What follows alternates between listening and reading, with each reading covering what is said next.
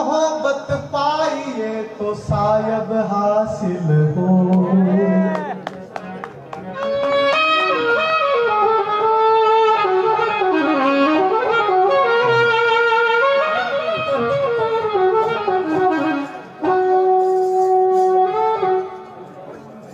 दर्द ही बूझे दर्दमंद जाके दिल होवे, क्या जाने दादू दर्द की जो नींद भर सोवे।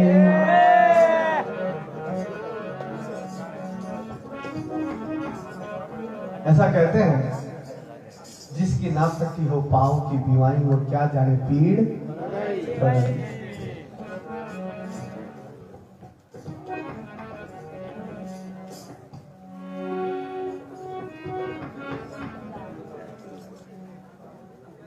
ये आशिक मस्त फकीरी के ये दुनिया से मोहब्बत कम करते, लव लागी हरि नाम की तो दे की सुध भी पर हरते।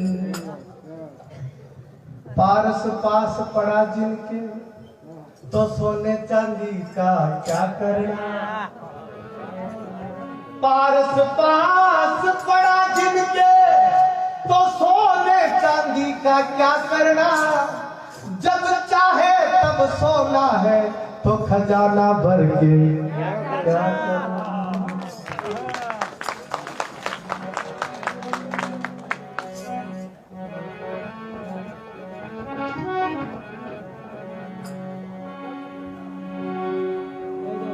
गगन मंडल में अमृत बरसे उन्मत्त के घर पासा। कोई पियो गाइए आप, कोई पियो राम रस प्यासा, कोई पियो राम रस प्यासा। हाँ कोई पियो राम रस प्यासा, कोई पियो राम रस प्यासा। गगन मंडल में अमृत बरसे, गगन मंडल में अमृत बरसे उन्मत्त के घर पासा। कोई पियो राम रस प्यासा, कोई पियो राम रस प्यासा, कोई पियो राम रस प्यासा, कोई पियो राम रस प्यासा।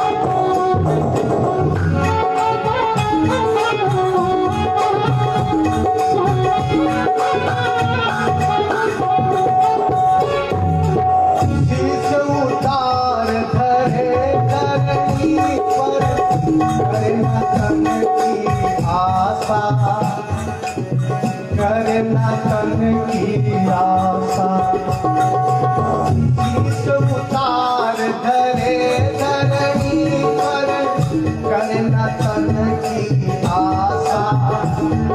ओ करना तन की आशा।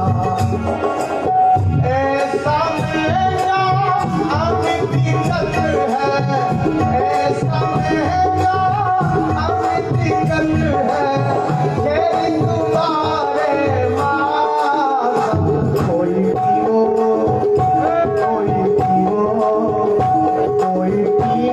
राम प्यासा,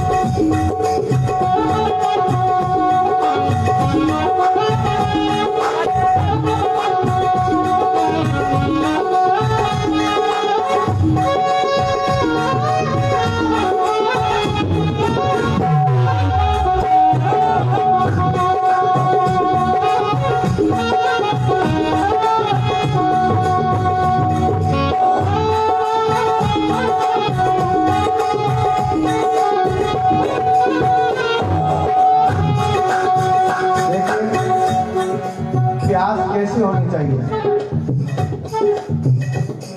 प्यास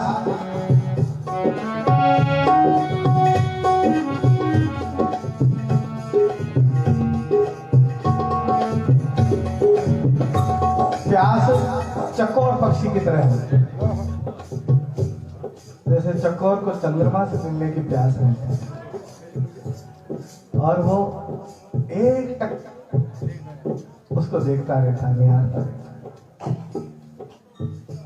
एक बार वो गिद्ध पक्षी आकाश में उड़ रहा था, गिद्ध कावड़ा, और चकोर को कह रहा था, अरे बोले तू भी ऊपर आ जा, जमीन पे क्या करता है?